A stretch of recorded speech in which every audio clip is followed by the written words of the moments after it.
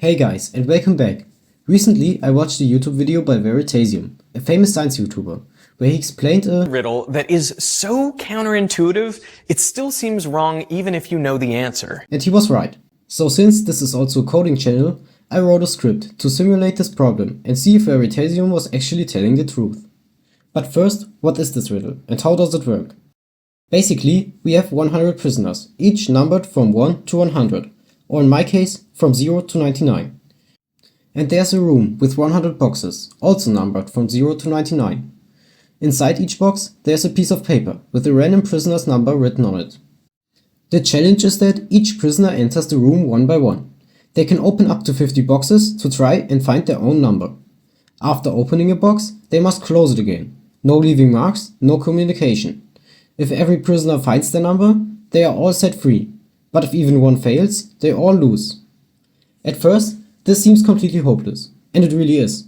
But only if you open 50 random boxes and hope for the best.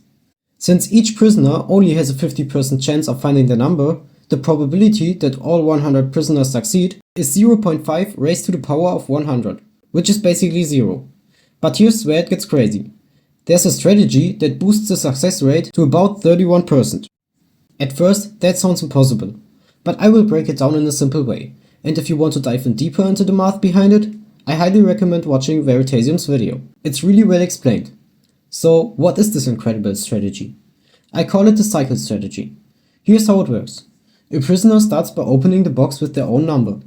Inside there will be a new number. They then go to that box and open it, revealing yet another number. This process repeats until they either find their number or hit the 50 box limit. But why does this work? It works because all boxes form cycles. For example, say prisoner 30 starts by opening their box and inside is the number 15. They go to box 15 and find 20. Then they go to box 20 and find 84. If box 84 then leads back to 30, they have completed a loop and successfully found their number at the same time. Now, here's the key insight. The longest possible cycle in this setup has a length of 100, which is bad. But in reality, we get many smaller cycles with different lengths. If a prisoner's number is in a cycle of 50 or fewer, they will always find their number. Why? Because if you start with your own number, the last box in the cycle must contain your number, or it wouldn't be a cycle at all. So the probability of success is simply the probability that no cycles in this whole room are longer than 50.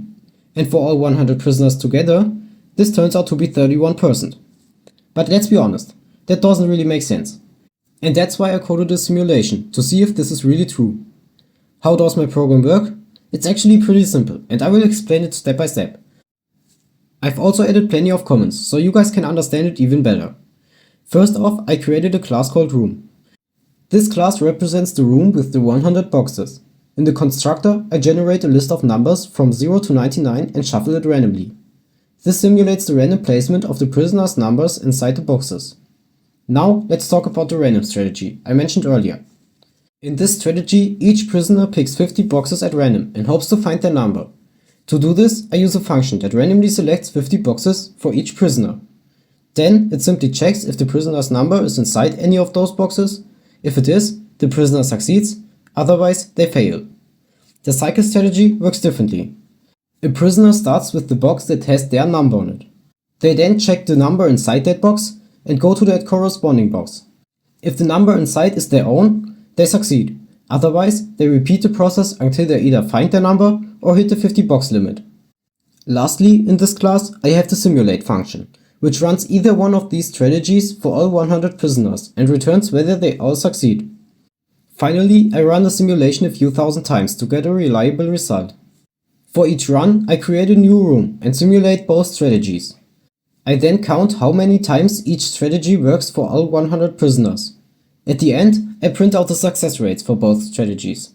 And as you can see, Veritasium didn't lie to us.